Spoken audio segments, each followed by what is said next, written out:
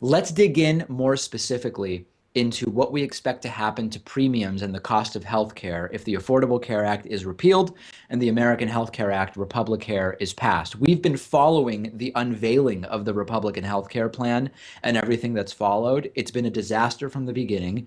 It doesn't make sense mathematically. Democrats don't like it. Many Republicans don't like it. Trump, so far at least, doesn't want his name on it.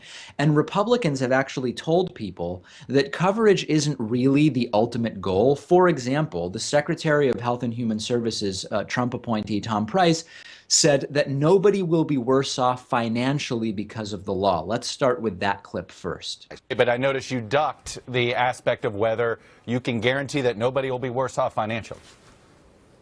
I firmly believe that nobody will be worse off financially in the process that we're going through, understanding that they'll have choices, that they can select the kind of coverage that they want for themselves and for their family, not that government forces. Right. They'll have choices. They'll have choices. Another White House official said we shouldn't actually focus so much on how many people are going to be covered because what's important is freedom and access.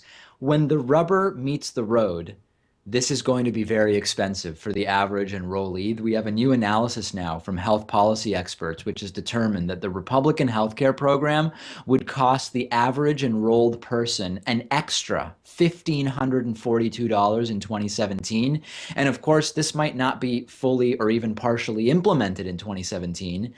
By 2020, the figure could be that this plan from Republicans could cost each enrollee an additional $2,400 per year. And of course, that would be more money for fewer benefits than what they had or have under the Affordable Care Act, as we've been talking about. More money for less coverage. Not exactly a good deal, is it, Pat? Of course not. I mean, it seems like they're trying to get ahead of the game by conceding the point that less people will be covered under the American Health Care Act.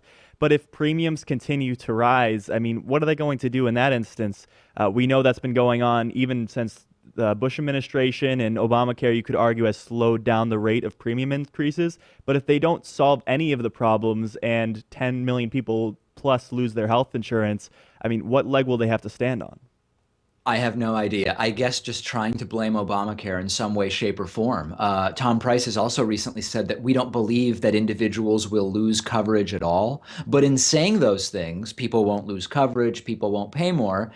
Price isn't really staying on message because Gary Cohn, Donald Trump's top economic advisor, along with other Republicans, have been stressing it doesn't matter whether people or not have coverage. Here's a quote from Cohn to Fox News Sunday. It's not just about coverage, it's about access to care. It's about access to be able to see your doctors.